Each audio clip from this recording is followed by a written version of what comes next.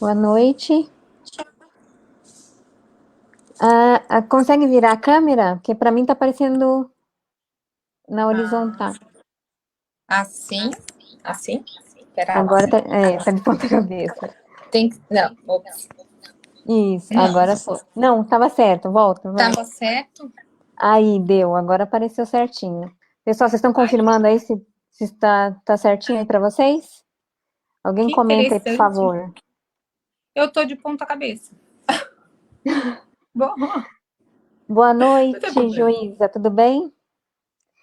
Então, pessoal, vamos começar a live aqui. Eu gostaria, em primeiro lugar, de agradecer a presença de todos. Agradecer a doutora Beatriz por ter aceito o convite para a gente fazer essa live. E hoje o tema vai ser informações básicas sobre a doença de Parkinson e diagnóstico. Doutora, por favor, se apresente para o pessoal, que aí acho que fica mais fácil do que eu ficar falando e, de repente, errar alguma informação. Tá bom.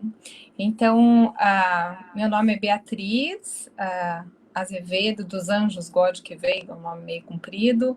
Eu sou neurologista há 16 anos e eu tenho mestrado na Unifesp, na área de distúrbio de movimentos, e eu sou doutoranda na Unifesp também.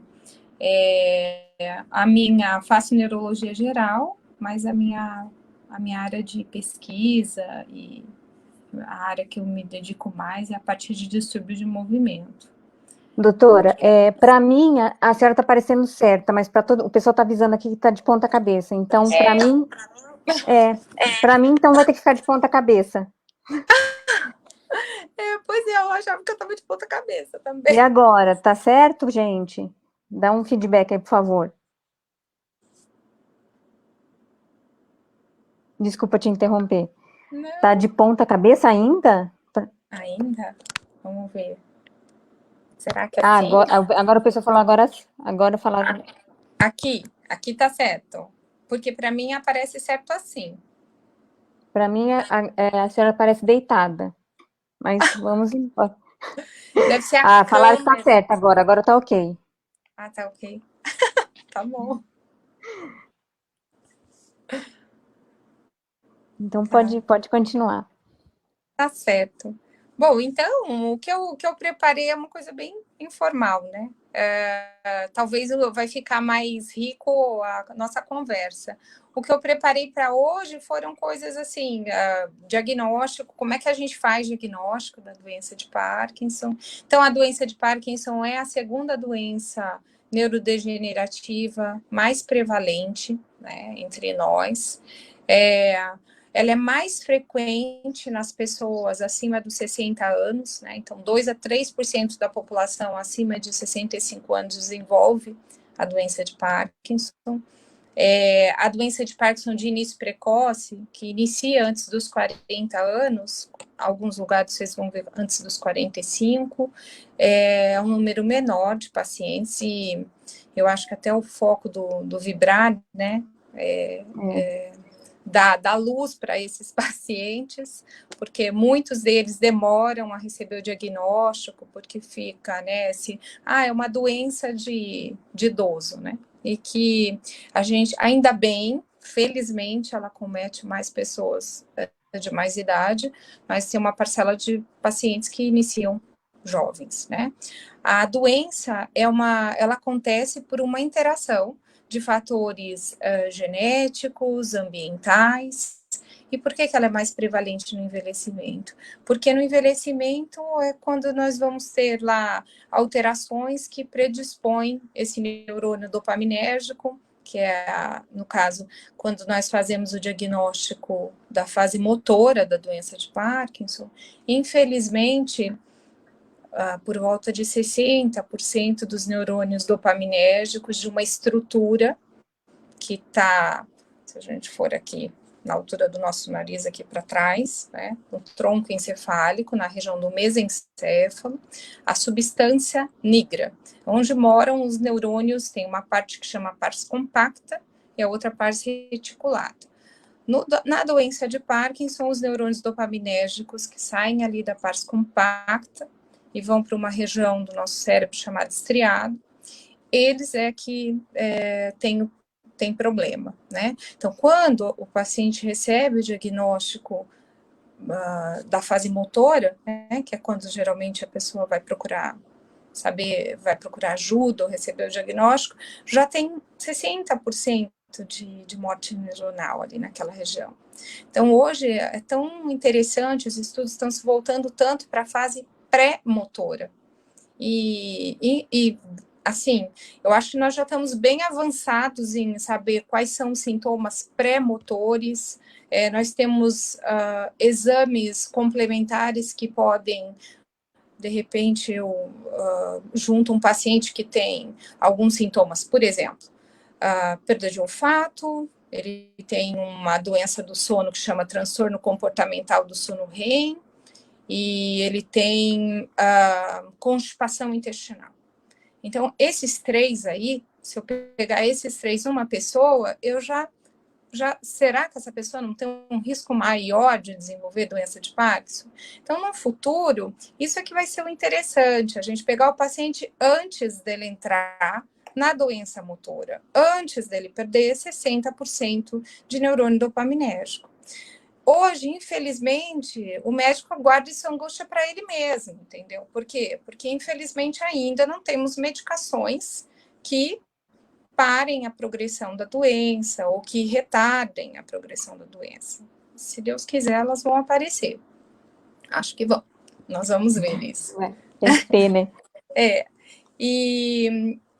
Então, e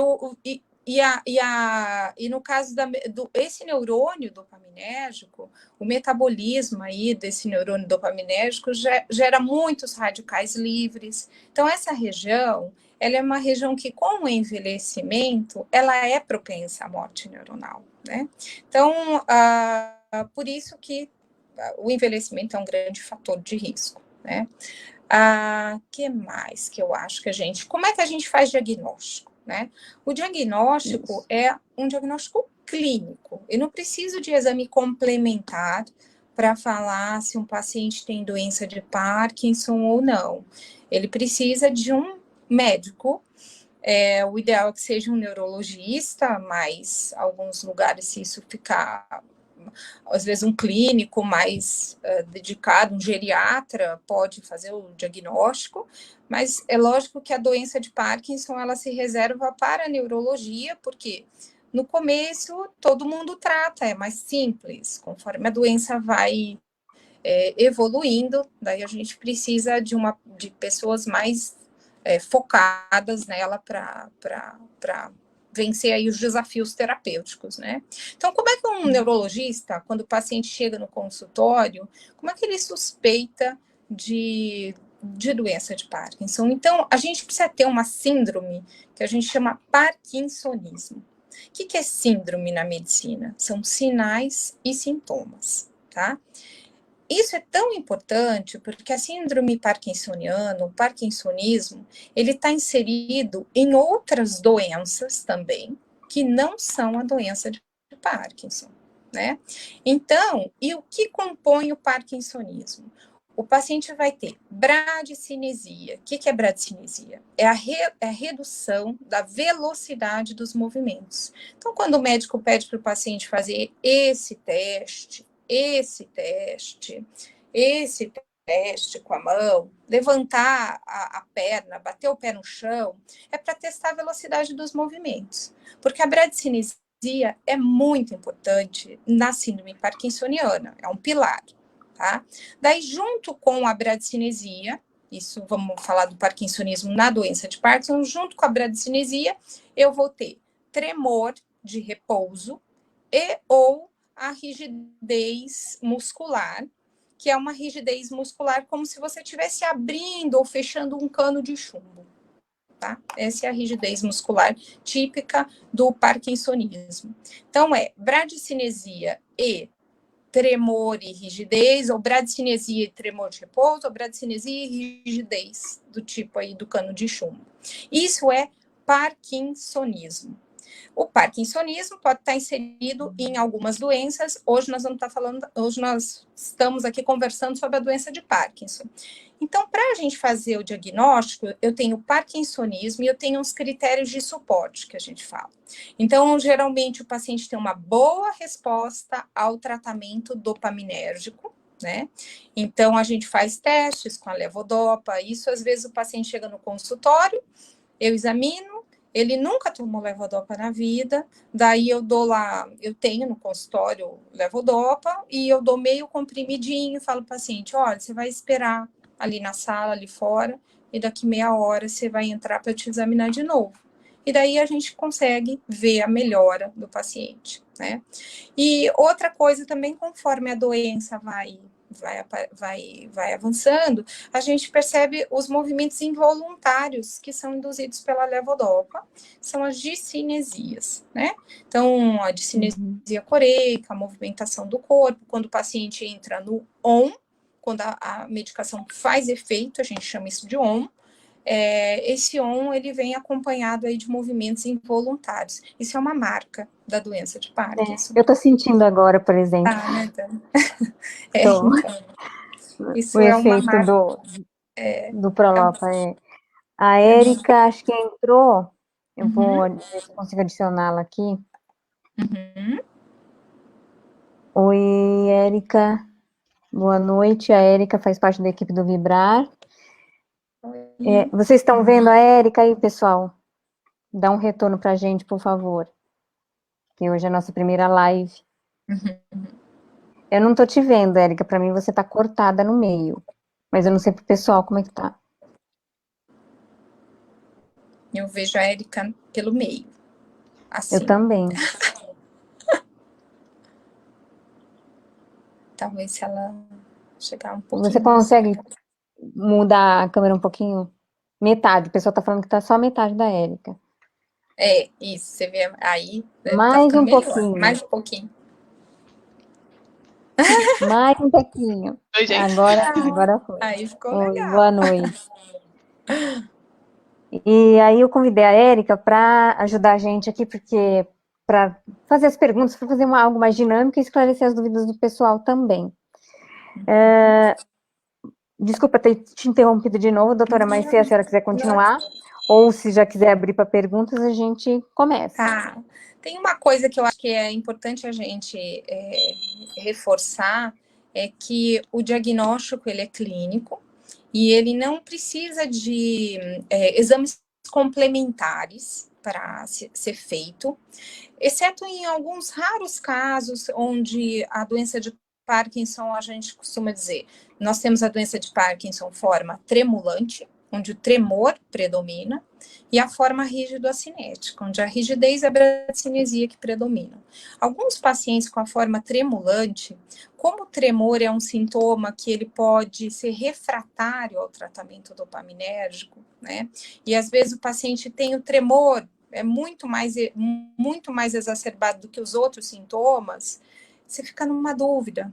E não melhora com levodopa, será mesmo que é ou não? Daí nós temos alguns exames complementares, hoje a gente tem uma ressonância, assim, o mais básico é um ultrassom de mesencéfalo, só que esse ultrassom, ele é muito operador dependente, então às vezes você não encontra uma pessoa que faça bem a técnica. Nós temos uma ressonância, que a gente chama 3 Tesla, com pesquisa de uma área lá da substância negra, que é o nigrossomo, e quando ele está íntegro, né, ele tem um aspecto como se fosse uma cauda de andorinha, e quando ele está com a morte neuronal, aquilo fica meio, perde esse formato, então isso consegue ajudar. E para pesquisa, a gente tem o SPECT com Trodat, que ele mapeia o neurônio que nasce na substância negra e vai para o estriado, né, que a gente fala. Então, esses exames a gente usa mais para pesquisa ou numa dúvida. A maioria dos casos, o diagnóstico é mesmo clínico.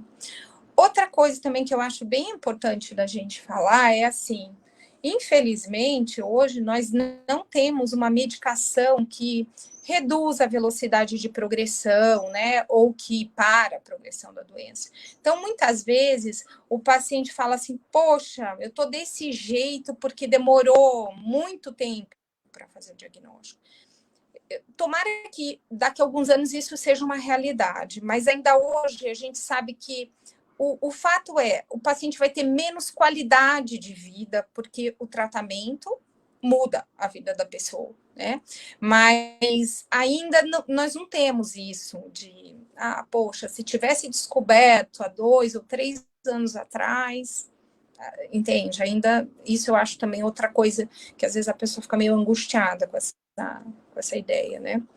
Com essa questão, né? Uhum. Eu acho que é isso. De repente, se quiser abrir para a gente Tá, conversar. então, falando, aproveitando, né, que a senhora terminou com esse assunto, a Cláudia Peçanha colocou há pouco tempo atrás aqui no chat, perguntando, né, e os protetores neurais não desaceleram? Esse não seria o papel?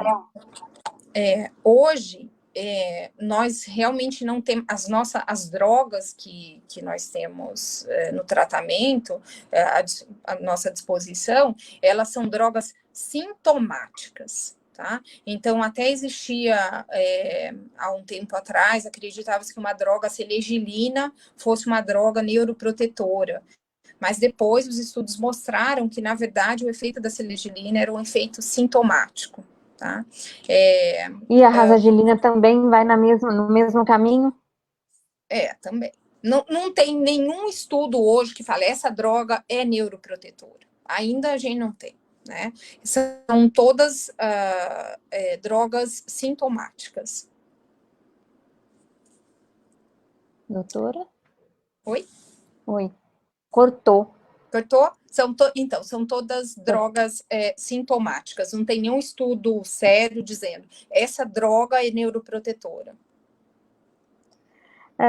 Em relação ao diagnóstico, eu vou aproveitar e fazer a pergunta, porque também tem uma pessoa que falou que fez o exame de Trodat, e a senhora também comentou, né, que serve como para confirmar, né, em caso de dúvidas. Mas, por exemplo, uma pessoa que já está fazendo tratamento há um bom tempo, né, da doença de Parkinson, tem uma resposta significativa a esse tratamento, tem alguma importância fazer esse exame? Não. Não, nenhuma importância, nenhuma. O Trodat, ele é o Trodat, isso é uma percepção minha. Vai ser muito importante, vamos supor, se nós acharmos uma droga que seja neuroprotetora realmente, ou que reduza a velocidade de progressão, quando a gente pegar um paciente que ele não entrou naquela fase motora ainda, daí vai ser interessante. Porque eu pego sintomas não motores, né? A Cláudia... Uhum. Oi, desculpa. É que está tendo um atraso, aí eu acho que terminou e não terminou, desculpa. Por quê? Porque eu acho que daí vai ser interessante, porque daí eu ainda não... Porque eu faço diagnóstico motor por volta de 60% de morte neuronal. Então, se eu tiver, por exemplo, 30% de morte neuronal, no exame já vai aparecer. Mas só que o paciente não entrou na fase motora, então isso vai ser sensacional, né? E será que vai existir essa possibilidade de impedir o surgimento dos sintomas motores? A gente vai chegar... Tem essa perspectiva? Então, o grande problema, eu acho que talvez a droga que passou agora da fase de segurança é um anticorpo monoclonal que vai contra ele vai se grudar, no caso, na alfa-sinucleína agregada, né? Porque a alfa-sinucleína, não sei se vocês já ouviram falar do corpúsculo acho que talvez já ouviram falar de corpúsculo de Levy, que é talvez, você acha, ou tá muito específico? Porque, assim, essa proteína, alfa-sinucleína, é uma proteína que a gente encontra lá no tecido cerebral, nos neurônios dopaminérgicos, tá? Então, ela tem a ver aí com a neurodegeneração. E a gente sabe que tem alguns pacientes com doença de Parkinson familiar que tem mutações no gene dessa proteína, da alfa-sinucleína, ou então multiplicação lá das repetições, e acaba que a proteína, ela, ou você tem um excesso de produção, tudo bem?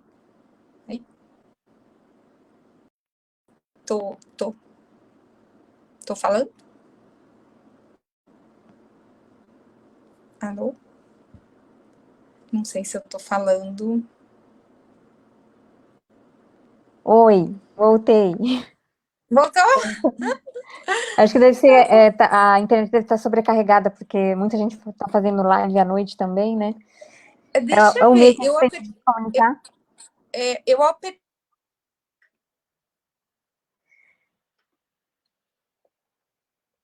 Doutora, e acho que ela apertou para assumir a tela.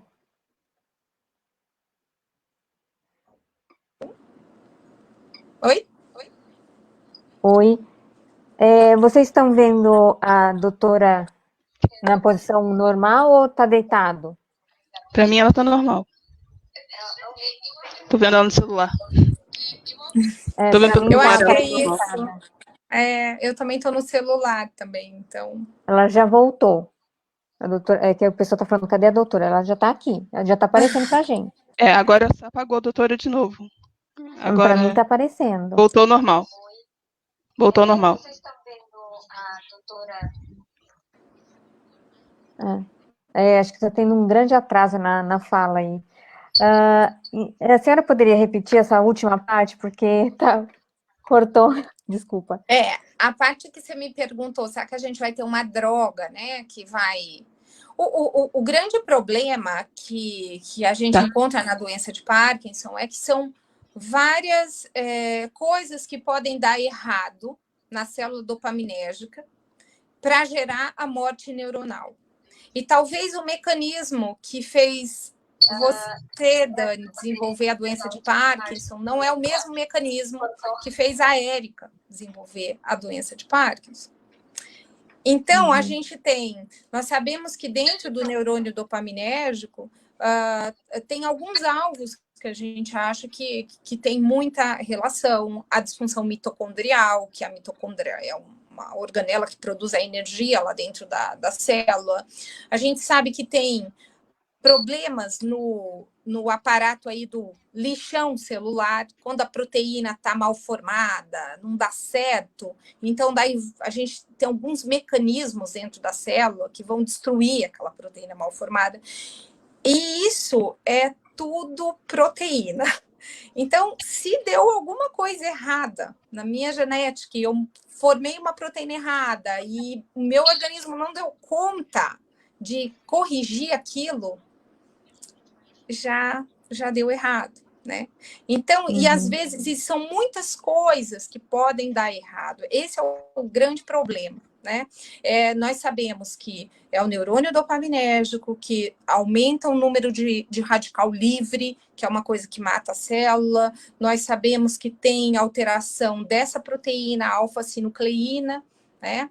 Que é uma proteína muito importante em todo funcionamento celular, né, de transportar a vesícula da dopamina, enfim, são coisas bem complexas, assim, e tudo isso, se der errado, em algum ponto, pode levar ao acúmulo aí de proteínas que levam à morte neuronal.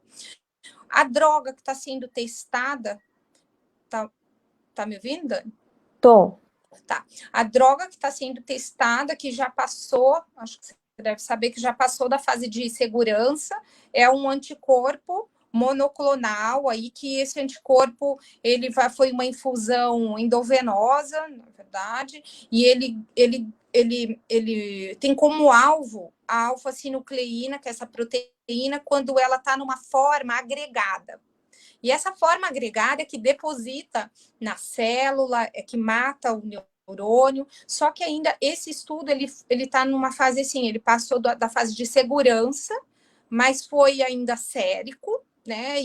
Porque a gente acredita que talvez isso vai ter que ser administrado intratecal, né? Ou seja, dentro, numa punção licórica, para atingir um nível dentro do sistema nervoso central, né? E um dos mecanismos, né, da alfa-sinucleína. Aí isso começa no intestino? Então, a hipótese do estadiamento, que a doença iniciaria no intestino, né, foi um estudo de 2003, é um estudo clínico-patológico, de Braak e colegas, né, e eles estudaram, acho que foram 110 pacientes, os pacientes tinham falecido, né, e eles achavam os corpúsculos de Levy, que são eu não sei se vocês vão conseguir ver, eu vou tentar. Tá vendo? Eu tenho até aqui no meu computador. Dá para ver? Dá para ver um trecho da tela. Não dá para ver esse rosinha aqui, né? Enfim, depois vocês dão uma procuradinha aí na internet de corpúsculos de Levy, tá? Que são essas inclusões aí, que é um acúmulo, a proteína principal que está nesse acúmulo, dentro desse corpúsculo é a alfa-sinucleína. E a gente sabe, daí o que foi esse estudo? Eles perceberam que tinha corpúsculo de Levy, por exemplo, no núcleo, no nervo vagal, tá? E daí depois eles acharam, então, talvez, uma hipótese é que quando a pessoa começou a ter constipação intestinal, você começou a ter corpúsculo de Levy lá na inervação do intestino. Depois isso passou para a parte do tronco cerebral ali, ainda não no mesencéfalo, não na substância nigra, numa parte mais baixa, onde daí a pessoa começou a ter depressão, transtorno do sono, ansiedade. Então, ela veio constipada, depois transtorno do sono, ansiedade, depressão, daí atingiu o mesencéfalo. Daí, quando teve a morte neuronal suficiente, bagunçou a comunicação do mesencéfalo com a parte mais superior aí do cérebro, com o estriato, daí vieram os sintomas motores, a doença parte motora. E no estado mais tardio, a gente teria esses corpúsculos de Levy pegando regiões mais altas, as regiões corticais, e dando problemas cognitivos, que a gente fala, então, o paciente com dificuldade visoespacial, com dificuldade de executar algumas atividades, que são as funções executivas, né? Desempenhar uma atividade, monitorar se aquilo está certo, corrigir se não der certo o que você planejou. E também as alucinações visuais, que às vezes podem acontecer, né? Então, isso seria uma progressão aí de baixo para cima. O problema é que nem todo mundo acontece dessa maneira, né? Era isso que eu ia perguntar. Não tem um padrão, né? Não tem um padrão. A maioria tem perdofatória. Eu esqueci de falar do olfato, né? O olfato é super importante, a perdofatória, né?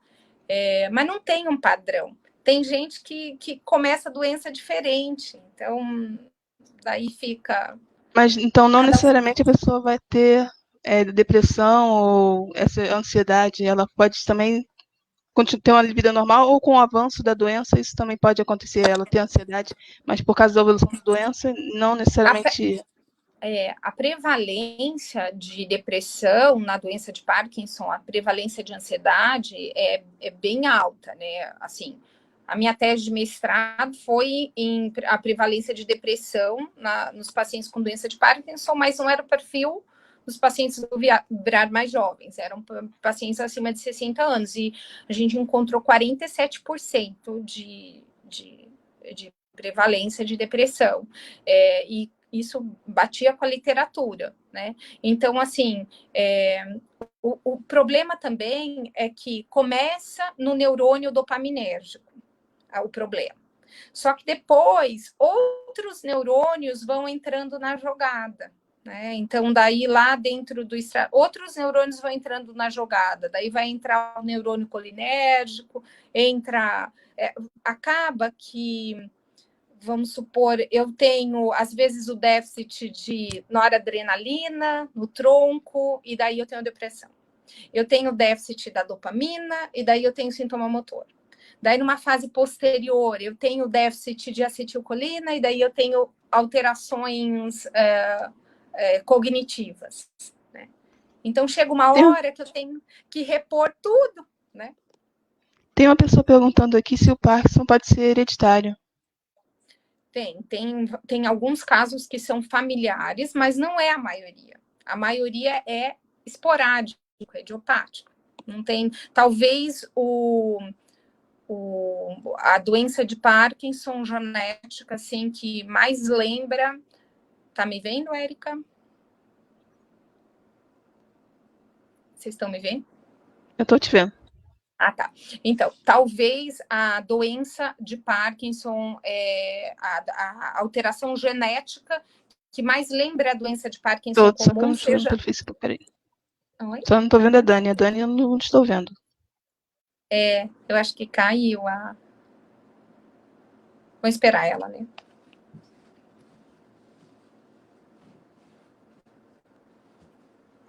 Oi. Tá voltando. Eu voltei. Então, tá ouvindo, Dani? Tô escutando. Acho que não tá falando, né? Tá falando sim. Tá? Tô falando. Nossa, eu falo demais até. Eu não tô ouvindo. Ih, peraí, se eu tirar e voltar, peraí.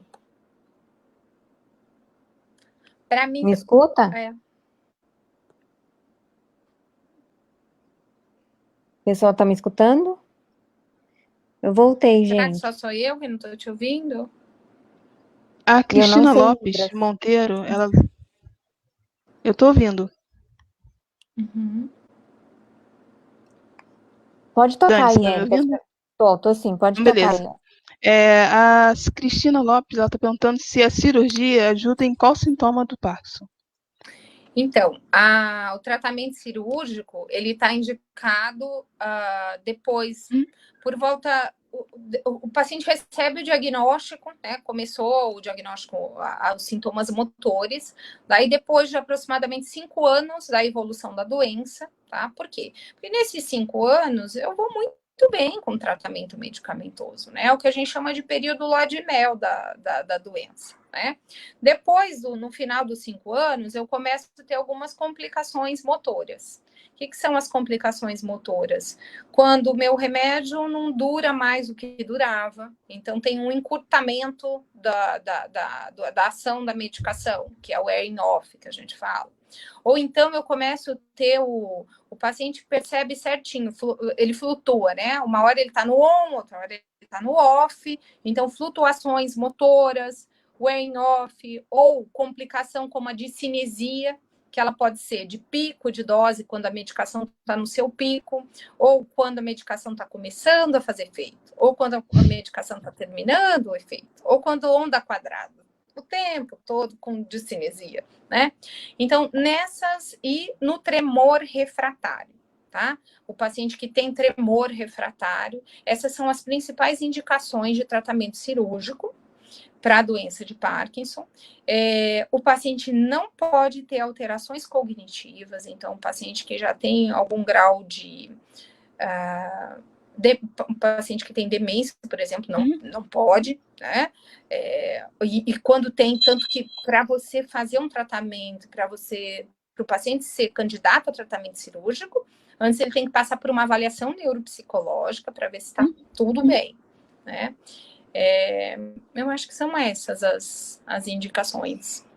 Tem alguma estatística doutora? que diga qual período que é melhor fazer a cirurgia, tipo, idade?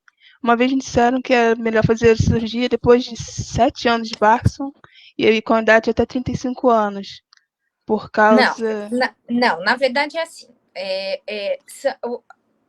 Existe um estudo Early STEAM, que eles fizeram um pouco mais precoce do que 5 anos, mas o paciente tinha 4 anos de evolução. Tá? Antes de 5 anos, qual é o problema? Vocês lembram que eu falei que o parkinsonismo ele pode estar inserido em outras doenças que não são doença de Parkinson. E o tratamento cirúrgico, ele só melhora o parkinsonismo da doença de Parkinson. Então, se eu opero uma pessoa que tem um parkinsonismo, mas tem um parkinsonismo atípico, que, um exemplo, tem uma doença que chama atrofia de múltiplos sistemas, né? Que é um paciente Voltamos. que ele... Oi? Acho que a gente caiu e voltou. Voltamos? Voltamos. O pessoal tá vendo aí, gente? Eu tô vendo. Beleza. Então, vou fazer uma pergunta aqui do Amauri. Ele quer saber qual é a função do nervo vago. Ixi, o vago tem assim, ele faz a inervação toda da parte da deglutição, ele inerva o esôfago, ele inerva o diafragma, ele inerva o intestino, ele é enorme, né? Então, e essa parte aqui, ele é um nervo, o núcleo dele é bulbar. Então, a deglutição ele é super importante para a deglutição e para a inervação da caixa torácica, é enorme. A Cris Fará perguntou o que é tremor refratário. Tremor refratário é aquele tremor que eu administro medicação, no caso, a droga mais potente é a levodopa. Nomes: Prolopa, Exxon, Parquidopa, que seria levodopa com carbidopa, e eu administro a medicação, a levodopa, até dose de 600 miligramas, por exemplo, que já é uma dose razoável, e o paciente não tem melhora nenhuma. Ou então uma melhora muito pouco do sintoma, né? Agora, por quê? Geralmente os pacientes que têm a forma tremulante, o tipo de tremor característico do parkinsonismo é o tremor de repouso, né? Aquele do contar moedas. Mas tem paciente que tem tremor postural, tem tremor de ação. Esse tremor é mais difícil de melhorar com levodopa. O tremor de repouso responde mais, tá? Do que o tremor de ação e o postural. E tem o tremor, quando ele fala, mas se eu segurar o braço, né? Que a gente fala que o tremor postural apresenta. Só que quando eu seguro o braço, né, e não tenho tremor, e daqui a pouco começa a aparecer o tremor, esse tremor a gente chama de reemergente. É o mesmo tremor de repouso, tá? Agora, aquele que eu faço assim, já tremo, ou já pega um copo já tremendo, esse é o tremor que costuma ser mais refratário. Tem uma pergunta da Sandra, Érica, você viu aí? E agora? Eu não estou ouvindo, André. A Érica, você passa para ela as minhas perguntas? Eu vou ver aqui, já faço as perguntas do grupo, então. Quais os sintomas que a acetilcolina causa no Parkinson? Qual o papel dela na doença? Então, geralmente, os déficits de acetilcolina, eles estão envolvidos mais com a parte cognitiva, né? Então, quando... Até é uma coisa que... A gente tem uma medicação que chama biperideno. Essa medicação, ela é um anticolinérgico. Ela vai contra aí a acetilcolina, tá? E numa fase, em pacientes assim, mais jovens, ela é uma boa medicação para o tremor, né? É uma boa medicação. Só que conforme o paciente vai envelhecendo, ou se eu pego um paciente acima de 60 anos, não é legal. Por quê? Porque ele vai sabotar a parte da memória do paciente, o processamento de informação. Então, a acetilcolina é super importante nessa parte, né? E ela é importante também para a parte de humor, mas principalmente função cognitiva. Érica, você fala para a doutora que a Maria Isabel Rodrigues mandou um beijo para ela. Você vai ter que me traduzir aí o que ela está falando. A Maria Isabel... A doutora Maria Isabel Rodrigues mandou... Não, a paciente dela, Maria Isabel Rodrigues, mandou um beijo para ela. Sua paciente Maria Isabel Rodrigues mandou um beijo. Um beijo, Maria. Marisabel. Em relação à parte de medicação, normalmente eles têm que tomar, dizem que a gente tem que tomar com 1 hora de um estômago vazio, 1 hora antes e 1 hora depois, né? Isso é por quê? E fora isso, é melhor beber com água ou com algum outro líquido? Porque já me disseram que, por exemplo, cafeína seria bom, ou então tomar com água gasosa, porque isso se absorveria mais rápido no organismo. Isso é verdade ou é uma lenda? Olha, eu não conheço nada disso aí, Pois é. Nunca vi ninguém no ambulatório, eu nunca vi, assim, os meus chefes, assim, mandando tomar com água gasosa, nada. A questão do tomar longe de refeição é por conta da proteína. A proteína, na hora que entra no intestino, o alimento entra no intestino e entra a levodopa, absorve a proteína da refeição e não absorve a levodopa. Daí não faz efeito. Competem, né? Você está pensando que competem a proteína com o remédio, né? A medicação. Elas competem ali na absorção no trato gastrointestinal, na absorção, e daí absorve a proteína do alimento e não absorve a medicação. Uma menina aqui, deixa eu pegar o nome dela. A explicação ficou sem término. Ela está dizendo que a última explicação que eu acho que foi referente a termor refratário, me corrija aí se eu estiver errado alguém, ficou pela metade, ela não conseguiu pegar o inteiro. Você pode dar um reviewzinho curto? Não era parte da cirurgia, não? A história do tremor refratário é. Peraí, deixa alguém confirmar aí. Só para ver se não é isso. Porque o meu assunto aqui é o termor refratário, foi a última pergunta que eu fiz. Ah, tá certo. Era isso mesmo. Então, o tremor refratário, ele é um sintoma que ele não melhora, como melhora a rigidez e a lentidão. E geralmente a gente considera refratário se eu dou até 600 miligramas de levodopa e eu não tenho melhora do tremor. Daí eu falo, poxa, esse paciente não melhora mesmo com tratamento dopaminérgico. Ficou legal? Aí a pergunta que você perguntou? A Luciane, você te atendeu? Respondeu?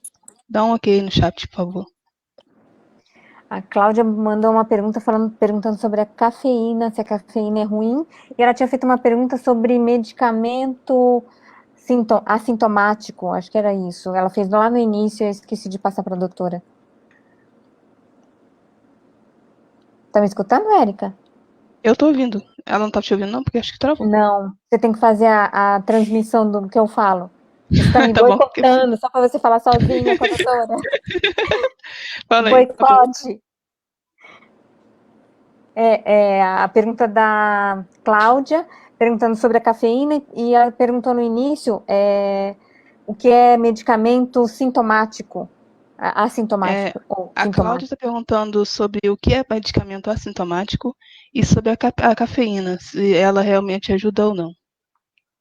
O que é o quê? É medicamento assintomático? Deixa eu ver a pergunta aqui. Drogas assintomáticas, acho que é isso. Drogas assintomáticas. No início. Esse termo não tem. Tem a gente. Droga assintomática não tem. Não, sintomática. Sintomática, desculpa. Tratamento sintomático. Tratamento sintomático é para tratar sintoma. Ou seja, não é aquele tratamento que protege, não poupa neurônio, não reduz velocidade de progressão. Ele é simplesmente para tratar o sintoma, o tremor, a rigidez, a lentidão, né? Ele é a nossa arma hoje e a gente espera que a gente veja ainda um protetor, né? A Lucilene deu retorno, Érica, falando que é sobre a parte da cirurgia, por que o tremor, por que a cirurgia é indicada só depois de 5 anos. Acho que foi a parte que cortou, que a doutora estava falando.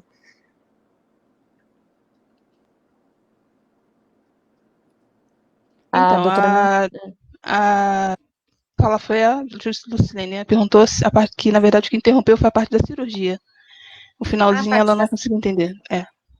Tá, quando a indicação cirúrgica, isso? Porque depois de 5 anos, né? Porque é para diferenciar do Parkinson de Parkinsonismo. Por que depois de 5 anos? Porque para diferenciar do Parkinson do Parkinsonismo. Isso mesmo. Porque o parkinsonismo, ele pode estar inserido em outras doenças que não a doença de Parkinson, e daí não vale a pena tratamento cirúrgico, não vai resolver nada. Mais Aí uma o pergunta, paciente Dani? vai se submeter a uma cirurgia, né, a risco, tudo, e não vai ganhar benefício nenhum. Em média, quantos por cento dos pacientes com diagnóstico de Parkinson que tem indicação para cirurgia? Porque tem esses testes, tem como falar um pouquinho melhor, assim, que tipo de teste é feito? Eu vou traduzir. Para saber se o paciente vai ter benefício? Em média, Passa aí. em média, Dani, vê se eu falei errado certo aí. Em média, qual o tempo? Não. Ih, agora já tô com problema de memória, já esqueci. Já esqueceu. Não, quantos por cento das pessoas diagnosticadas com Parkinson que tem benefício com a cirurgia, que tem indicação? Tá. E Quantos como por que é cento feito de pessoas esses com Parkinson testes? que realizam a cirurgia, quantos por cento delas têm um bom resultado, né? E se há algum teste para isso? Então, normal, é assim, essa porcentagem de bom resultado, eu acho que vocês vão ter que perguntar na aula aí do tratamento e para algum neurocirurgião, viu? Não Agora, é de bom resultado. Quantas pessoas têm a porcentagem de pessoas que são indicadas para cirurgia em relação ao número de seriam pessoas que são indicadas para fazer cirurgia, tipo. Tá, então, vamos reforçar isso que eu acho que é importante. Quando que a gente indica a cirurgia? Quando tem por volta aí de 5 anos de doença, tá? De Parkinson. Daí eu vou ter um parkinsonismo, eu já sei que tem, às vezes já vai aparecer uma discinesia, ou então é um paciente que tem o tremor. Eu já estou acompanhando esse paciente, eu sei que ele responde, eu sei que ele tá evoluindo como doença de Parkinson. Então, esse período de 5 anos, 4, 5 anos é muito importante. Daí, por que eu vou indicar, né? Eu não vou indicar cirurgia se o paciente está super bem com medicação. Eu vou indicar quando ele já está otimizado das medicações, ele já está com algumas medicações, e mesmo assim ele tem o wearing off, a medicação não está durando mais o que durava. Ou então ele tem discinesia, ele entra no ON e o ON dele é cheio de movimentos involuntários. Ou ele fica fazendo on-off, fica flutuando muito. Então, as flutuações motoras, as discinesias, ou então um paciente que tem muito tremor e fala: meu tremor não melhora com tratamento dopaminérgico, né? Esse paciente, ele daí, como que a gente faz? A gente orienta que o paciente fique sem a sua medicação dopaminérgica umas 12 horas, né? Então, geralmente, eu peço ao paciente, sei lá, eu estou fazendo consultório segunda de manhã. Então, domingo, umas 12 horas antes de você aparecer aqui, você vai parar de tomar seus remédios. Daí, quando ele chega no consultório, sem a medicação, tem uma escala da Sociedade Internacional de Distúrbios de Movimento que chama UPDRS. Todos os estudos têm a UPDRS. A parte 3 dessa escala é a parte de avaliação motora. Então, daí eu faço a avaliação motora, a UPDRS parte 3, antes do remédio, avalio, quanto você toma de levodopa de manhã? Eu tomo, sei lá, um comprimido, um comprimido de 100/25. Então, daí eu dou 2 comprimidos. Eu dobro a dose, tá, do paciente. Então, eu examino ele no off, sem medicação. Administro a medicação, dobra a dose, pode ser o dobro ou pode ser a dose mais metade. Seu microfone tá no mute. O meu? O meu? O da Dani. O meu. Ela tá falando, cochichando, só que todo mundo escutou. Você Fala conseguiu pra ouvir a doutora Dani que ou a não? doutora continua sem me escutar. Não, né? Que Não. estranho. Mas beleza. Você boicotou, Érica, tô sentindo isso. Ela tá dizendo que eu boicotei ela. Pra falar sozinha. Ai, meu Deus do céu, logo eu. Bem, Tem mais uma Então, pergunta e aqui. daí, Terminei, então. deixa eu só terminar a questão daí a gente dá o comprimido, dá tipo o dobro da dose que o paciente toma, e daí nós temos que ter uma melhora, e a gente quantifica essa melhora. 30% tem que ser o mínimo de melhora quando ele entra no ON. Se o paciente responde, fora o tremor, os outros sintomas, responde à levodopa, esse paciente é um bom candidato para tratamento cirúrgico. Daí, ele tem que fazer uma avaliação neuropsicológica, que é uma bateria de exames para ver se a cabeça dele, se ele está pensando bem, se a cognição do paciente está boa, e então ele está pronto. Tem uma pergunta aqui da Mônica Soares. É normal sentir muita dor nas pernas e nos pés? Sim, a dor é um dos sintomas não motores que os pacientes podem ter, né? E geralmente, muitas vezes a dor ela tem relação também com o on-off, por exemplo. Quando o paciente entra no off, ele sente mais dor, né? Ele pode ter o que a gente chama de distonia do off, às vezes um pé que torce, um dedão que levanta, e isso pode ser bastante doloroso. Então, às vezes, o paciente acorda pela manhã com cãibra na perna, com o dedão levantado, com o pé torcido. Por quê? Porque a dopamina está baixa, tá? E às vezes o paciente tem muita dor nas costas, então ele tem muita rigidez axial. Daí eu preciso dar uma otimizada no tratamento dopaminérgico. Por quê? Ou ele não vai num on adequado, daí ele vive com dor, ou então quando ele entra no off, ele sente muita dor. Érica, deixa eu só falar uma coisinha, você repassa para a doutora. A gente está abordando muito a questão da cirurgia, só que o tema hoje é mais voltado para diagnóstico, né? Então, falar com ela também, tem uma pessoa que perguntou sobre a questão do Covid, né, que é o momento que a gente está vivendo, e a perda de olfato, que também é sinal para Covid, né? Como é que fica essa questão? A Dani pediu para falar que a gente está conversando muito sobre a parte de cirurgia, mas hoje o tema é mais focado no diagnóstico, né? Uhum. E tem pessoas que estão questionando em relação à parte de perda do olfato. Como esse é um dos, em relação também se há algum estudo em relação ao Parkinson e o Covid-19. Então, agora, a revista da Sociedade Internacional de Distúrbio de Movimento colocou uma publicação agora, assim, Covid e distúrbio de movimento esse mês, né? Então, assim, não tem nenhum... O que eles abordam nessas publicações? Uma das coisas seria a questão do isolamento, que os pacientes perdem o que é super importante, que é a fisioterapia, né? A reabilitação, a mobilidade, né? Mexam-se, né? O paciente com fisioterapia é outro paciente, né? Então, assim, a estabilidade postural, o reflexo postural, o remédio não ajuda. Quem ajuda é a fisioterapia. Então, o fato dos pacientes terem que ficar mais dentro de casa e não conseguir ir para a reabilitação, isso impacta na vida dos pacientes. O fato de que essa doença ela aparece mais nos pacientes idosos, então, pela idade, eles já são mais faixa etária de risco para essa doença.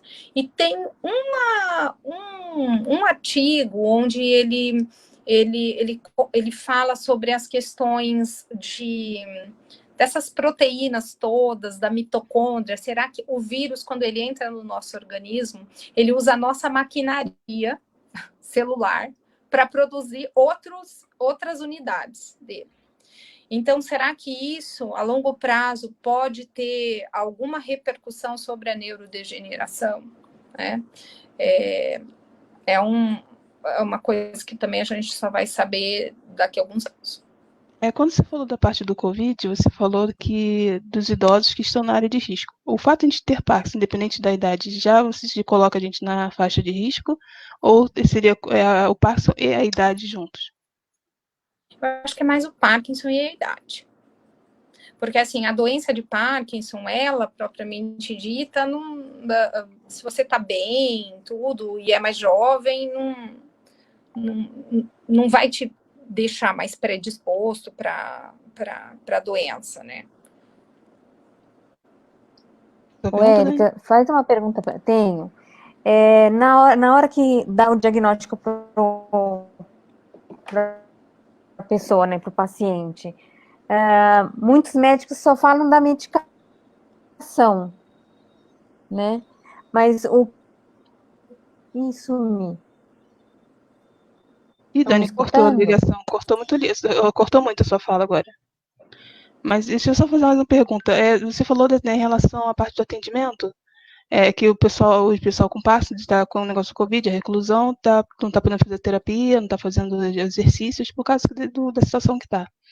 Mas como é que está a parte da médica em relação a isso, né? Porque tem muitos tratamentos que estão começando a ser feitos online, né?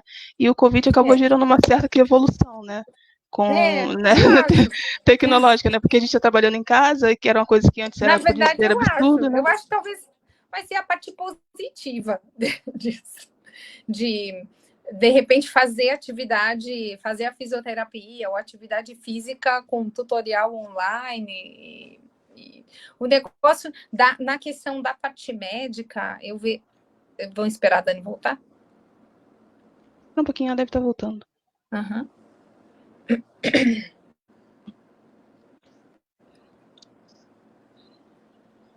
Voltou. Tô viva ainda. Agora eu tô ouvindo. Ai, Oba! que bom! A Érica cortou o boicote. Agora eu tô ouvindo. Eu perguntei para ela em relação com a situação do Covid, né, que as pessoas não estão saindo, não estão podendo fazer academia, não estão podendo fazer exercício de terapia. Como é que a classe médica está se movimentando em relação a isso, né, em relação a tratamentos online, atendimentos e acompanhamento online? Aí ela está respondendo. Então, eu acho que essa vai ser a parte boa dessa porcaria toda aí de Covid, porque a gente está se desenvolvendo muito nessa parte online. Então, assim, vai ajudar. É lógico que eu vejo na neurologia, o que a gente tem de mais rico na neurologia é o exame neurológico, né? E nada substitui o contato com o paciente, né? Então, tanto que, para mim, na minha prática médica, assim, pacientes que eu já conheço, eu tenho até feito consulta, atendimento online, mas paciente de primeira consulta, não dá. Complicado, né? Não dá, é muito complicado. Não dá. Agora eu vou fazer a minha pergunta em relação ao diagnóstico, né? Logo depois que o paciente recebe o diagnóstico, geralmente recebe uma prescrição de medicamentos e tudo mais. Muitos médicos não passam, né? Não indicam fisioterapia, fono, enfim, uma série de tratamentos que são necessários a Fazem longo prazo. muita diferença. Muita diferença. E aí, às vezes, muita gente procura a gente no Vibrar e fala assim, eu tomo remédio, mas eu não sinto diferença. Porque às vezes e a doença vai progredindo, né? Porque não é o suficiente a medicação para tentar segurar essa evolução, que às vezes pode ser bem mais rápida.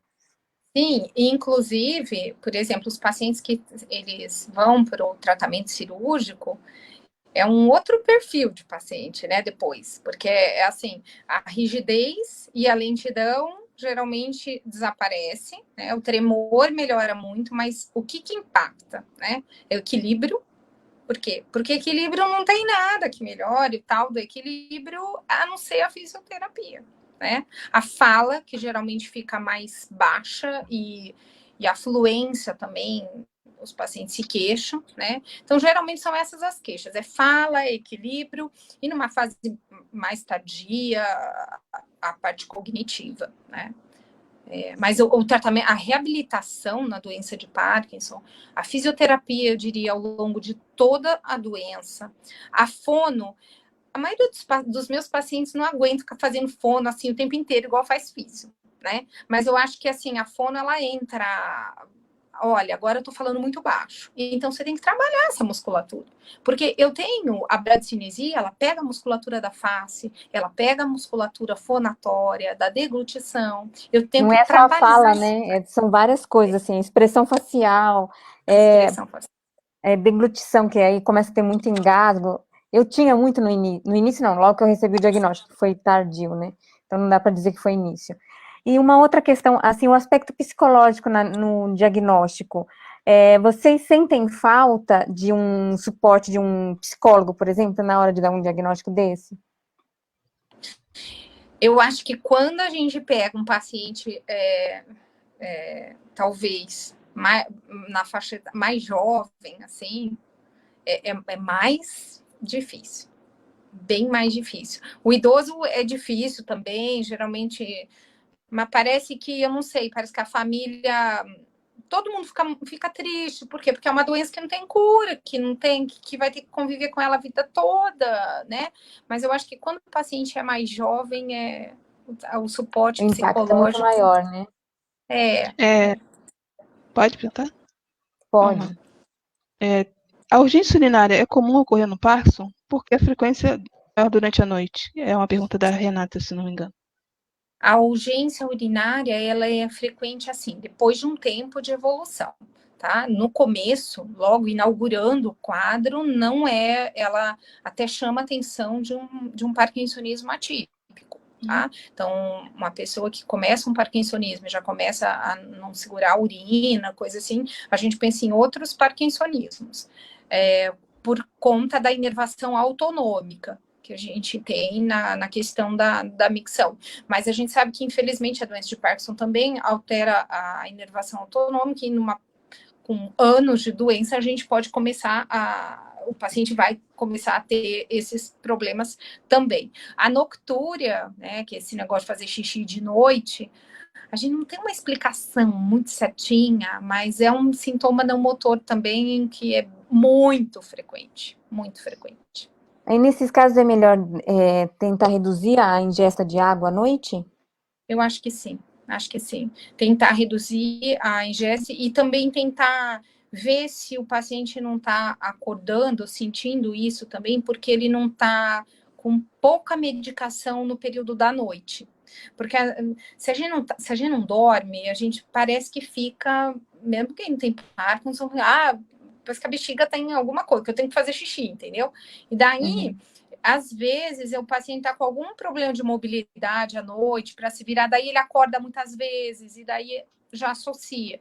Mas essa questão de aumentar o xixi de noite é bem frequente. Eu acho que diminuir a ingesta de líquido à noite é uma boa. A Heleneide Carvalho perguntou: as dores no ombro são normais? Na verdade, você pode falar de dores em geral, né? No corpo inteiro. E a Dor nas pernas, rigidez, né? Por isso que é tão importante a fisioterapia, né? Alongamento, Acho que a única trabalhar coisa o que não tronco. dói é o cabelo e as unhas, porque o resto dói.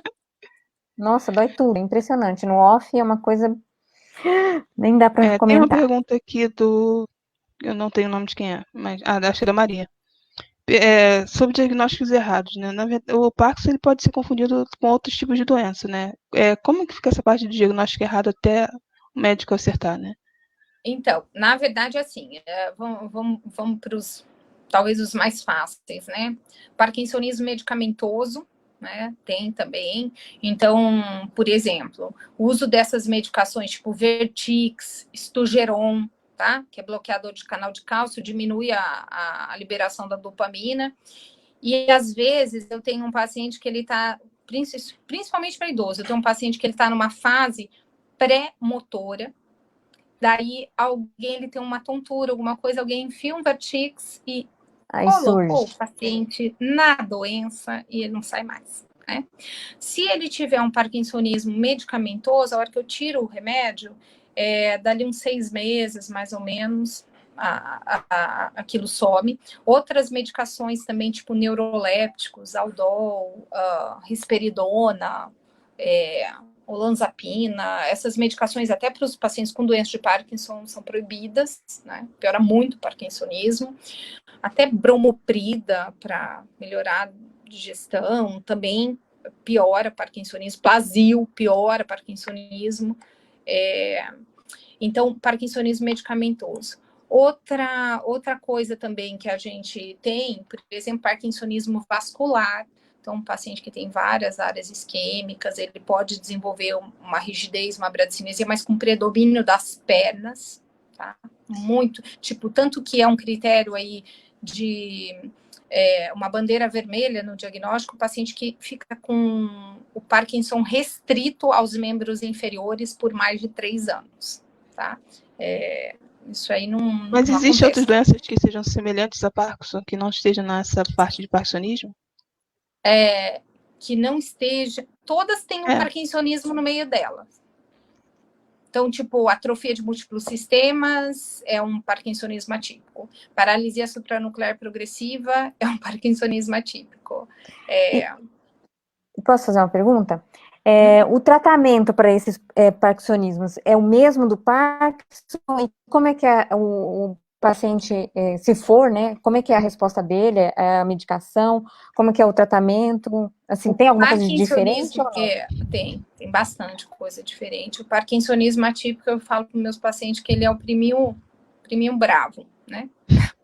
É o piorzinho, assim, porque ele não responde como a doença de Parkinson, né? Então, a resposta é inferior. Por exemplo, a atrofia de múltiplos sistemas, o paciente tem uma desautonomia muito importante. Então, o sistema Explica nervoso pra gente o que é desautonomia, é, porque o pessoal acha que não sabe. o sistema nervoso autônomo que faz, por exemplo, que a hora que eu levanto, os vasinhos da minha perna contraiam, mande o sangue para cima do meu corpo e para o meu cérebro e eu não desmaio, tá? Então, isso aí, eu não tenho que mandar o meu sistema nervoso contrair os meus vasos e mandar o meu sangue lá para cima. Faz sozinho. Eu não tenho que mandar o meu intestino contrair para eu ir no banheiro. Faz sozinho. Eu não tenho que mandar a minha bexiga, o esfíncter abrir e a bexiga contrair, né? Isso tudo é autonômico, tá?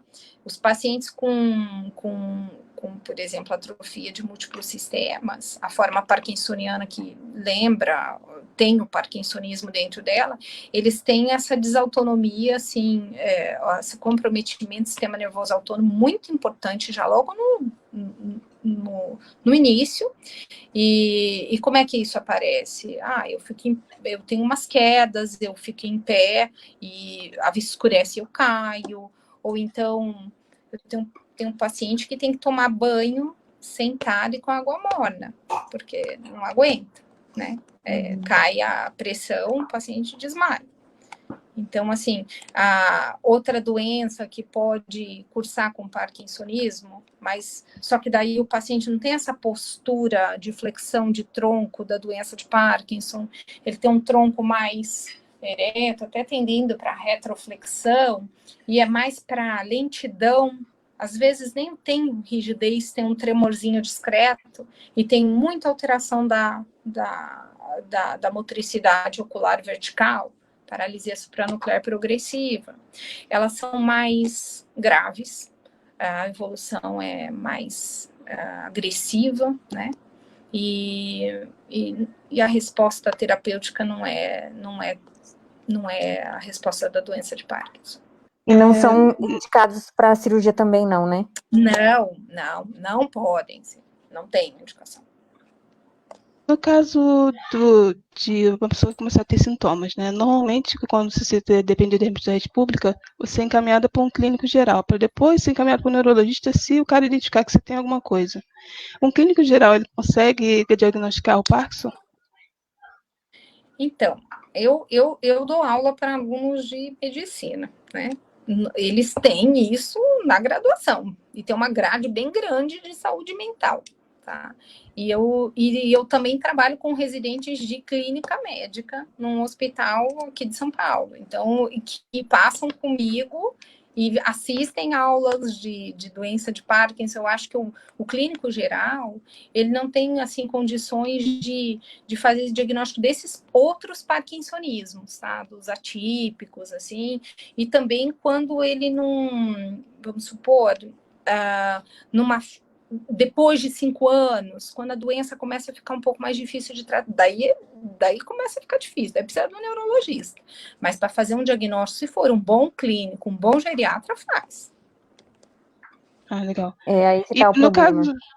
E no caso, é verdade. E no caso, que pessoas mais novas, normalmente, pelo menos eu passei por essa experiência, as pessoas demoram muito para se diagnosticar com Parkinson. A gente dá esse diagnóstico de depressão, e vocês acabam, de repente, fazendo alguns tratamentos incorretos, né? Isso acontece muito com frequência? Isso aí, acontece, mas isso aí, gente, é justamente porque existe o grupo Vibrar, né? Educação. A gente tem que educar, né? Existe, infelizmente, essa doença existe em pessoas mais jovens, né? Então, não é... Eu já ouvi, a minha tese, vocês me ajudam muito, né? Alguns já participaram da minha avaliação e eu ouço isso com muita frequência. Eu levei muito tempo para receber o diagnóstico, porque eu sou jovem e as pessoas falavam que era depressão, que era tipo, má vontade, que eu que não queria trabalhar, Preguiça. que eu que não queria, preguiça. Então, assim, isso é educativo. A gente vai ter que difundir, né? Deixa eu só, a Cláudia está perguntando aqui, o Parkinson afeta a visão? Afeta tudo, né? Afeta tudo. Afeta. A gente tem dopamina na retina, né? Então, a gente pode ter alteração, sim, da parte da questão de visão, e numa fase um pouco mais tardia, como a gente tem deposição daqueles corpos de Levy na região occipital da visão, então a gente já tem alguns estudos que mostraram que de repente tem percepção de como se tivesse alguém aqui, assim, não tem, mais frequente, e tipo, ver uma sombra e interpretar como outra coisa, né? Tem um paciente que fala assim, tem aquela menininha lá que fica, né? Assim, ou então, o gato preto, o negócio, você entende? Coisa, até sabe que é só ele que vê, mas vê, né? Tem gente que está pedindo dica de alimentação, de vitamina. Pessoal, a gente tem que focar mais no tema, porque senão abrange muito e não fica, né, fica muito solto. A gente vai trazer outros profissionais também para falar sobre alimentação, fisioterapia, fono, terapias alternativas, enfim, tudo que traga algum benefício para as pessoas que têm Parkinson. Então, eu peço um pouquinho de paciência em relação a isso. Érica, tem mais pergunta aí? Vamos aproveitar ao máximo a doutora. Normalmente, quando a gente recebe o diagnóstico, né, todo mundo fica chocado, né? Então, fica meio perdido. Sem muita dependendo do médico, a gente não tem muita orientação. O que você indicaria, qual seria a melhor conduta para um recém-diagnosticado, para ele não entrar em parafuso? O que ele deve pensar em fazer para poder normalmente conseguir uma vida tento melhor? falar que a gente tem bastante recurso, né? Terapia. Realmente, eu gostaria de falar que tem um remédio que diminui velocidade, progresso, eu também quero esse remédio.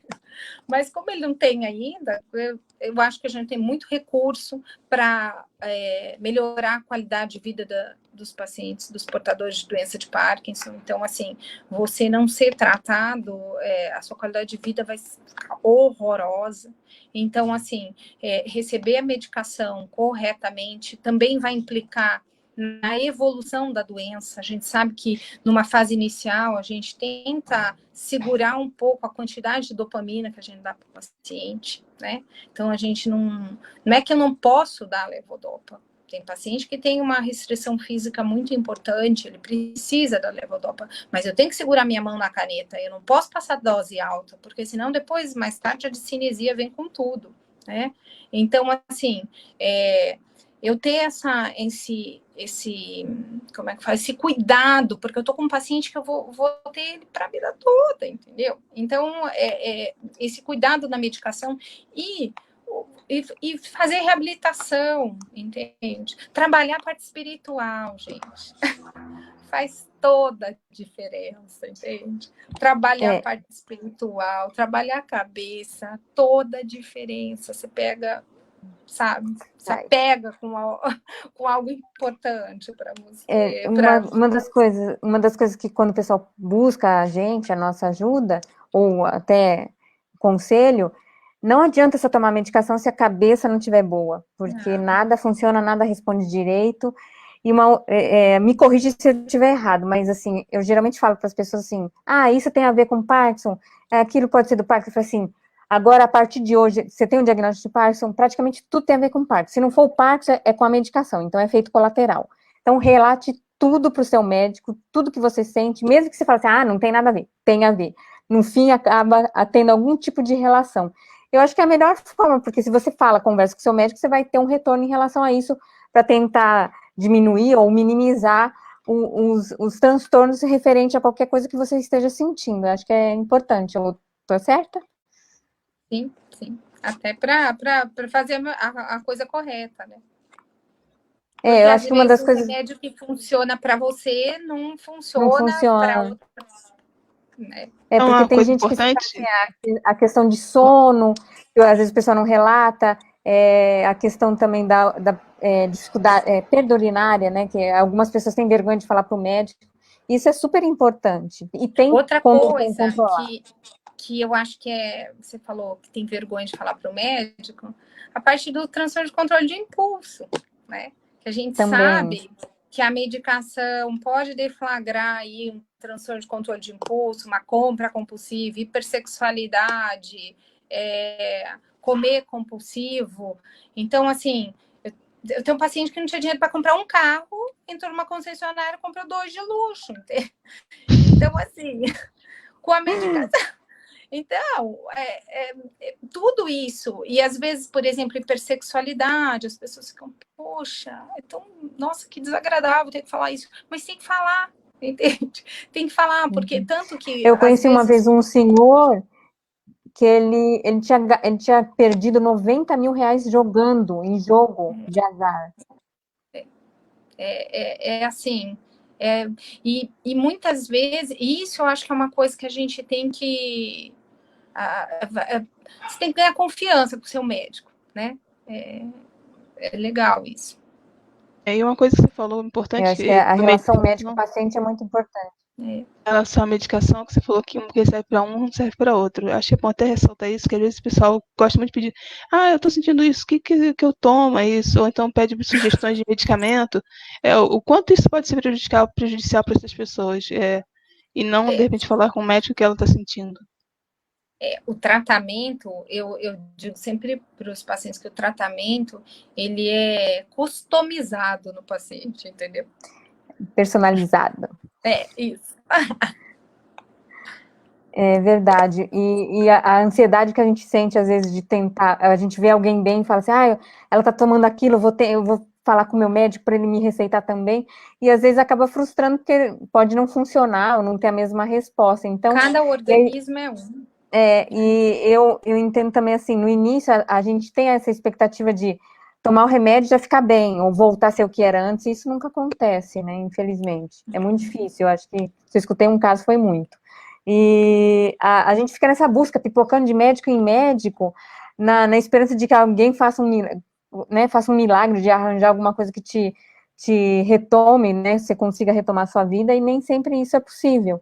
E não é erro médico, às vezes é porque a pessoa tem que fazer tentativa e acerto, né? Erro e acerto. Então, até acertar a medicação para aquele paciente, que de repente foi de primeira, deu certo, de repente no outro não vai ser, vai ter que testar vários, até encontrar a dose, né, adequada, combinação que seja mais favorável para aquele paciente. Uhum. A gente já está com quase 1h30 já. Oi? Não, a gente já está Falei com quase errado? 1h30. Não, tô falando que está quase 1h30 É de verdade. live, tadinha. Não fala para a doutora não, que a gente aproveita dela mais um pouquinho. Até Não fala meia-noite não, não é fala dia não. ainda. Ainda é hoje. Até meia-noite é hoje. Ai, gente. E aí, Érica, mais alguma pergunta? Não, por enquanto não. Aí, Por alguém mim, perguntou, Parkinson diminui o apetite sexual? Hã? Como é? Parkinson diminui o apetite Uma sexual. pessoa perguntou se Parkinson é apetite sexual. Depende, se você, às vezes, você toma um remédio, você pode até ficar hipersexualizado. Então, assim, eu acho que se você estiver maltratado, se você estiver com muita rigidez, se você estiver com muita bradicinesia, daí você não vai ter pique para nada mesmo, você tá com dor, né? Então, se você tá deprimido, Ou então, se você toma um antidepressivo, e daí pode diminuir a libido, né? Não é a doença em si, talvez tudo, né? É E tem todo gente o que tem tudo. todo o contexto, né? Uhum. Mais perguntas, pessoal? Tem mais pergunta, Érica? Tinha da nossa lista, a gente fez uma lista gigantesca de Eu já fiz perguntas. acho que a maioria eu perguntei, falta algumas, talvez. Mas eu acho que meu Tá. celular acabou a bateria. Você olha lá daquelas perguntas, você não consegue acessar aí para fazer a pergunta para a doutora? É que o celular acabou a bateria e não entra no computador. Ah, tá, entendi. Então, peraí que eu vou caçar. Vai conversando com a doutora aí, que eu vou achar aqui nas perguntas. Eu passei para a senhora, né, doutora? Ah, aproveita e fala, estão perguntando onde a senhora atende, endereço, telefone.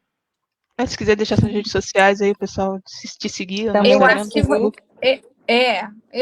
eu não, assim, de cabeça não vou conseguir, gente, o telefone, mas eu tenho, depois eu deixo certinho, passo, daí Mas seu consultório é em São Paulo, né?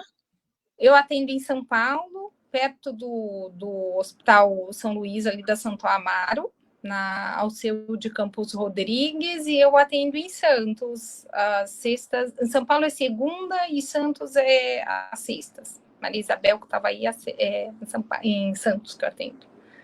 E em Santos é no bairro do Embaré. Na Conselheiro, Santos é mais fácil, Conselheiro Lafayette 92. Mas daí depois eu posso passar os telefones. Ok. Então depois a gente divulga no grupo. Tá bom, obrigada. Oi, voltei com o microfone, tinha tirado. Então, aí também a gente pode colocar, quem pedir para a gente passa tudo direitinho os dados. O Fábio está perguntando, relação do Parkinson e transtornos psicológicos, tem alguma relação direta? Tem, né, com a depressão, com a ansiedade, como a gente falou, às vezes, até os pacientes que têm aquela evolução de, vamos lá, de constipação, aquela evolução que começava de baixo e ia subindo, quando chega na região do tronco encefálico, onde a gente tem os núcleos produtores ali de noradrenalina, então tem paciente que tem muito sintoma não motor, e a depressão, a ansiedade, elas pontuam muito nisso. Certo. Mas alguém, DP causa muitas dores no corpo, causa, a doutora falou mais no início que causa, sim. Tem uma pessoa que está perguntando se a senhora faz consulta online. Então, primeira consulta eu não faço, gente, online, não faço. Porque tem que conhecer o paciente, já ter uma avaliação muito clínica, difícil. né? O exame neurológico é um instrumento muito rico para o neurologista. Então, mais alguma pergunta? Eu vou achar aqui as perguntas, peraí. É que, na verdade, eu recebi um recado aqui do deputado Ricardo Izar, falando de uma votação, de um requerimento que ele fez para votação de um projeto de lei que favorece pessoas com Parkinson, que estão no auxílio-doença, para que, nesse período de pandemia, não tenha que passar de novo, né, pela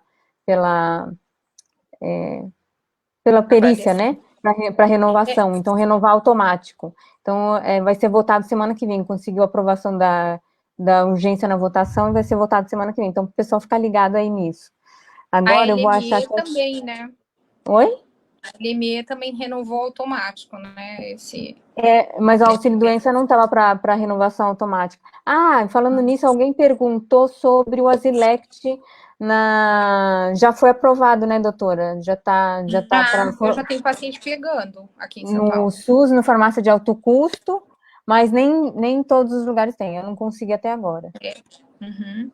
Tem, mas ainda não tem. Pessoal, a PL, só abrindo parênteses, a PL 2048 de 2020. Então, fiquem ligados aí semana que vem para acompanhar essa matéria aí que favorece a gente.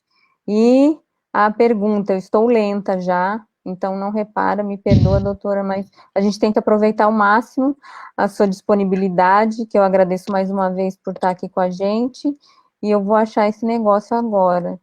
Então, são tantas perguntas que a gente tem que... Não pode deixar de fazer, peraí. Sim. voltando sobre a questão do diagnóstico, né? Que tem a questão da alfa-sinocleína e tudo mais.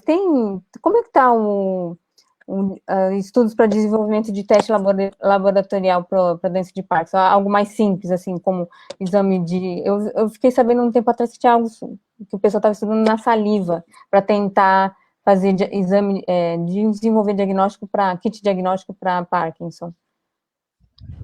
Ainda na prática a gente não tem ainda isso, né? Mas está avançando ou tá. não deu certo, parou? Tem alguma notícia sobre isso? Eu não sei de nenhum estudo, Dani, fazendo essa parte da saliva. Desculpa, cortou, não escutei. Eu não sei te responder isso, porque aqui, por exemplo, ali no Hospital São Paulo, a gente não tem nenhuma linha de estudo. Linha de pesquisa. Uhum. Entendi. Alguém está perguntando qual a hora certa para a cirurgia. O que acho que a gente já conversou, né? A hora que, de acordo com a evolução daquele paciente específico, né? Varia de pessoa para pessoa. Boa noite, eu tenho muito tremor na mão esquerda, do Igor. Minha perna esquerda começou a arrastar um pouco, ando mais devagar. O Prolopa ajuda nesse problema? Sim, o Prolopa ajuda. Se for doença de Parkinson, tem que ter o parkinsonismo dando tremor e a rigidez vai responder. Tá, outra pergunta aqui. Com poucos sintomas iniciais, posso esperar para iniciar a levodopa? Antes a gente fazia isso, né? Hoje a gente sabe que a levodopa, ela não é vilã na nossa história, né? Ela é um baita de um companheiro aí importante de tratamento. Então, antes, eu lembro, quando estava na residência, a gente falava, o senhor tem doença de Parkinson, mas tá conseguindo fazer tudo? Então, daqui 6 meses o senhor volta. Daí a gente vê se começa o tratamento, né? Hoje, a gente teve alguns grandes estudos que mostraram, um foi o L-DOPA, que mostrou que os pacientes que você começava a levodopa, isso na dose prudente, né? Não dá um monte de levodopa no início, mas que você começava a levodopa, eles melhoravam, e aquele que você postergava o tratamento, depois você iniciava, ele melhorava, mas não tanto até quanto o paciente que tinha iniciado antes. Daí, será que tem um efeito neuroprotetor? Mas depois que começou a seguir os pacientes, daí eles se igualavam. Mas assim, o importante a pessoa vai ter mais qualidade de vida, né? Vai viver melhor, vai ficar ativa mais tempo, né? E a questão de se manter ativo também varia de pessoa para pessoa, né? Sim. Varia de organismo e de vontade também. A pessoa tem que ajudar também. Eu falo para os pacientes que eles são o maior interessado no tratamento. Verdade. São o quê? Se já chegou o maior interessado no tratamento, se já chegou derrotado, não vai render. É um trabalho em equipe, né? Um paciente faz parte desse tratamento. Uma pessoa perguntou aqui, peraí, já subiu. Érica, mas não é você, Érica. As alucinações necessariamente são em razão do uso prolongado de medicação, ou é do Parkinson mesmo, ou é hereditário? A alucinação é uma coisa complexa, tá? Porque, assim, ela pode ser só da doença, mas antes de ser só da doença, normalmente a gente faz uma limpa na prescrição. Existem medicações como a amantadina, o pramipexol, que em um determinado momento da doença pode dar alucinação visual também. O anticolinérgico, o biperideno, a gente não usa depois de 60 anos porque dá alucinação. Então, se o paciente vem com queixa de alucinação, uma das primeiras coisas que a gente vê vamos olhar a prescrição. Será que tem remédio aí que está bagunçando a cabeça desse paciente? Daí a gente dá uma limpada, e sempre quem vai ficar na prescrição é a levodopa. É o nosso companheiro. Não, pode, desculpa, teve o delay. E daí, depois que a gente faz uma limpa na prescrição, se a pessoa persiste com a alucinação, daí existem algumas medicações, por exemplo, quetiapina, a gente pode dar para tentar combater isso aí. Aí tem pergunta já voltada para medicamento. Prolopa é indicado para quem tem parkinsonismo atípico. Qual a sua opinião sobre o canabidiol? Pilates é bom? Os primeiros sintomas que sentimos são sempre difíceis de conter o seu avanço? Gente, canabidiol tem um ponto de interrogação aqui. Nós não temos estudos. O canabidiol, ele é bom para tratamento de dor, né? Então você fala, mas eu tenho dor, então será que eu posso usar o canabidiol no tratamento da dor? Daí a gente vai esbarrar aí. Será que a gente não pode usar outros medicamentos para dor, talvez, antes? Porque temos toda essa burocracia no nosso país. Como neuroprotetor, a gente não tem nada ainda, tá? Eu Então, pensei ele que não é a rasagelina era. Pois é, eu lembro quando você pensou que era. Você fazia toda a gente. Mas foi considerado um período, né? Logo que foi lançado, era considerado neuroprotetor. Nessa linha de medicamento, tem que quem tem Parkinson não pode tomar? Então, quem tem Parkinson não pode tomar esses neurolépticos, tipo risperidona, clorpromazina. Cortou. Perdi total a conexão. Ela, quais os medicamentos que quem tem Parkinson não poderia tomar? Ou não deveria? Então. Tá, eu vou. Daqui a pouco ela volta.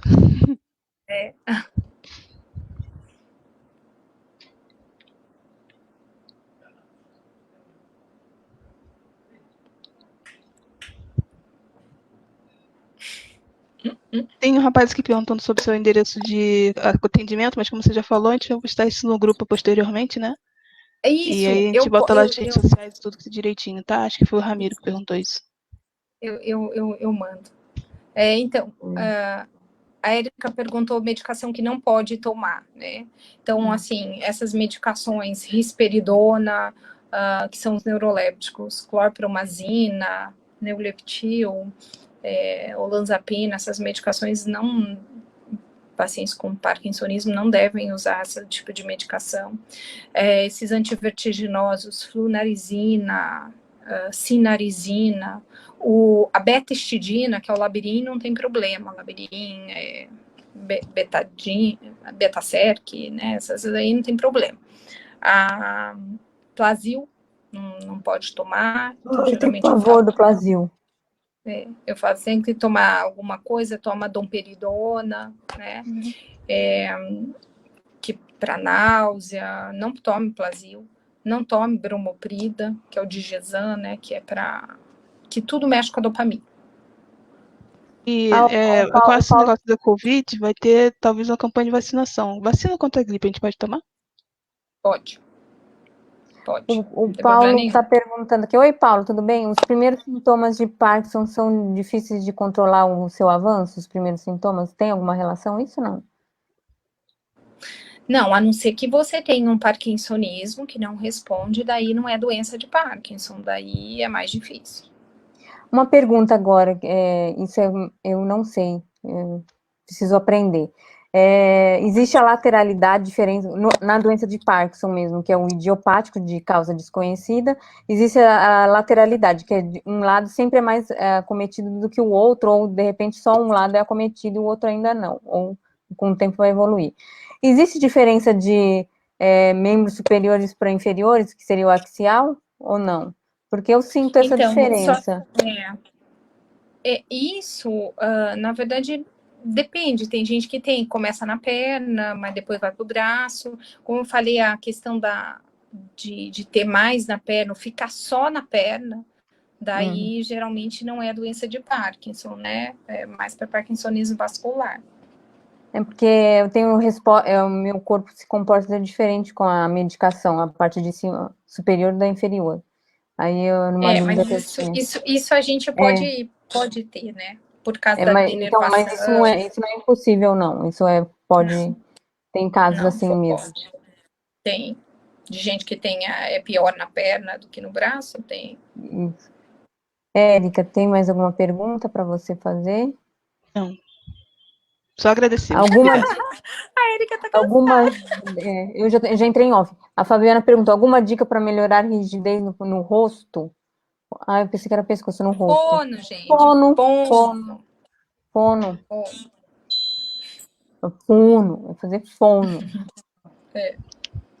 E aí, falar em fono, tem um grupo de karaokê, esse grupo de karaokê existe ainda, Érica? Tá aceitando Existe. pessoas? Aceitamos inscrições. Que é o pessoal que tem parques aí que se reúne para cantar, que faz bem, às vezes não dá para fazer direto sessão de fono, então o pessoal canta, né? Porque também Cantar ajuda. ajuda demais.